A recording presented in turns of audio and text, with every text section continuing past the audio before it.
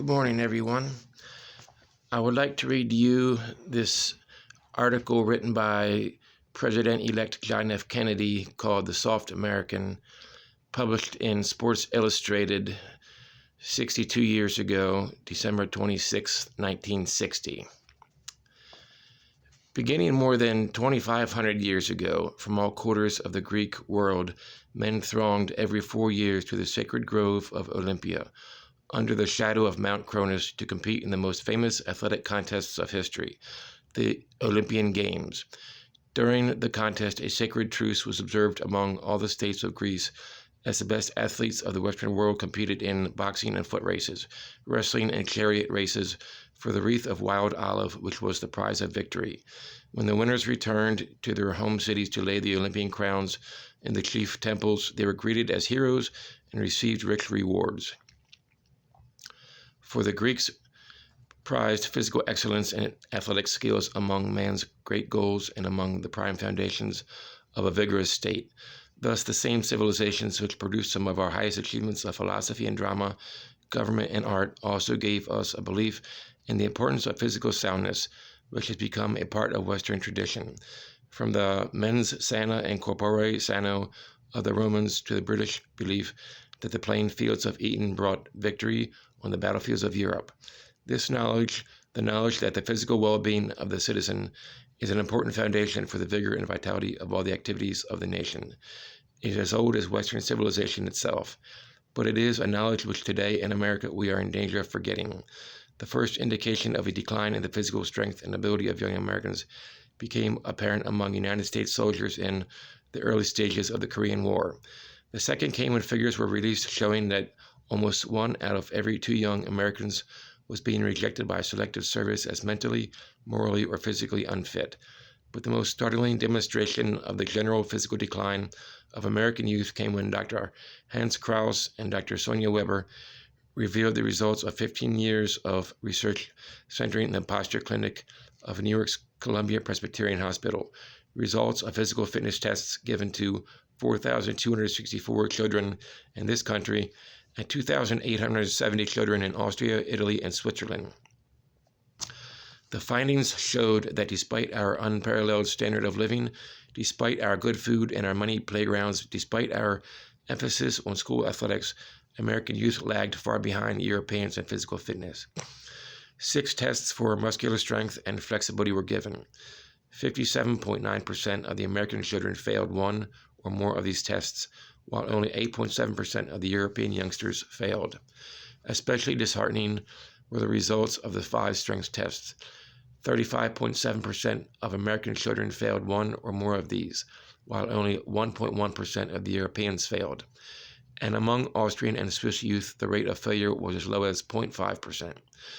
As a result of the alarming Krauss-Weber findings, President Eisenhower created a Council on Youth Fitness at the cabinet level and appointed a Citizens Advisory Committee on the Fitness of American Youth, composed of prominent citizens interested in fitness. Over the past 5 years, the physical fitness of American youth has been discussed in forums, by committees, and in leading publications. A 10-point program for physical fitness has been publicized and promoted. Our schools have been urged to give increased attention to the physical well-being of their students, yet there has been no noticeable improvement.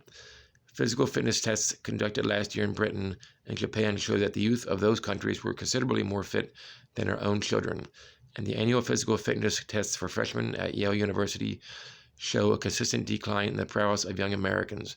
51% of the class of 1951 passed these tests, 43% of the class of 1956 passed, and only 38%, a little more than a third, of the class of 1960 succeeded in passing the not overly rigorous examination.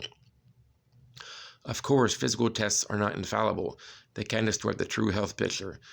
There are undoubtedly many American youths and adults whose physical fitness matches and exceeds the best of other lands.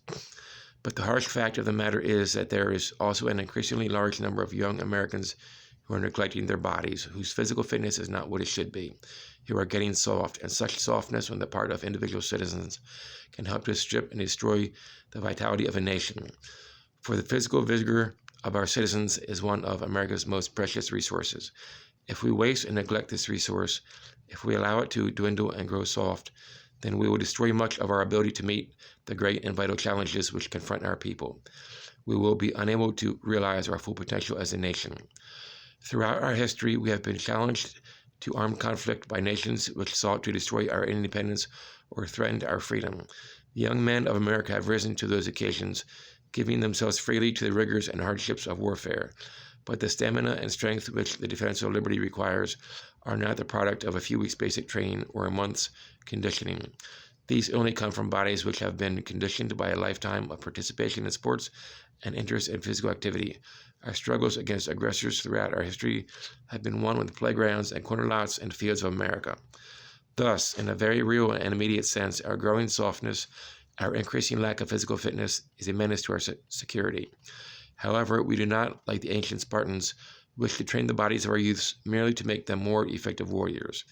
It is our profound hope and expectation that Americans will never again have to expend their strength in armed conflict. But physical fitness is as vital to the activities of peace as to those of war, especially when our success in those activities may well determine the future of freedom in the years to come. We face in the Soviet Union a powerful and implacable adversary determined to show the world that only the communist system possesses the vigor and determination necessary to satisfy awakening aspirations for progress and the elimination of poverty and want. To meet the challenge of this enemy will require determination and will and effort on the part of all Americans. Only if our citizens are physically fit will they be fully capable of such an effort.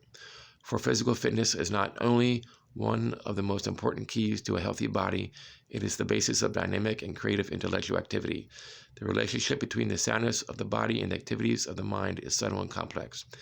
Much is not yet understood, but we do know what the Greeks knew, that intelligence and skill can only function at the peak of their capacity when the body is healthy and strong, that hardy spirits and tough minds usually inhabit sound bodies. In this sense, physical fitness is the basis of all the activities of our society.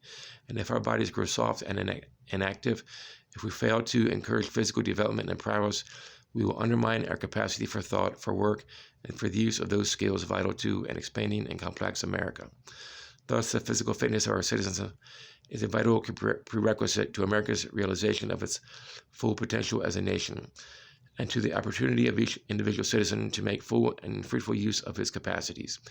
It is ironic that at a time when the magnitude of our dangers makes the physical fitness of our citizens a matter of increasing importance, it takes greater effort and determination than ever before to build the strength of our bodies.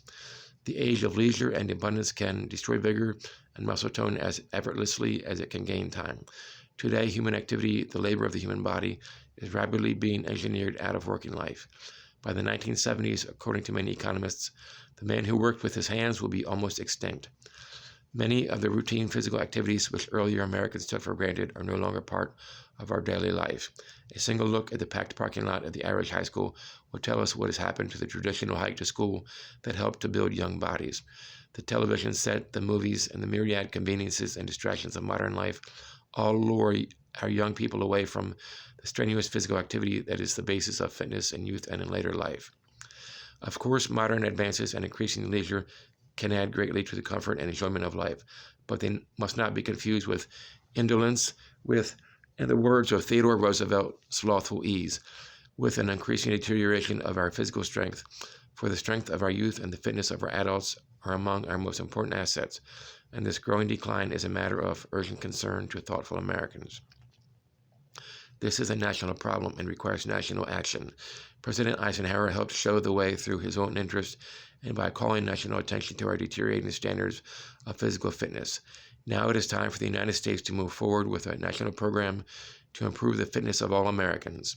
First, we must establish a White House Committee on Health and Fitness to formulate and carry out a program to improve the physical condition of the nation.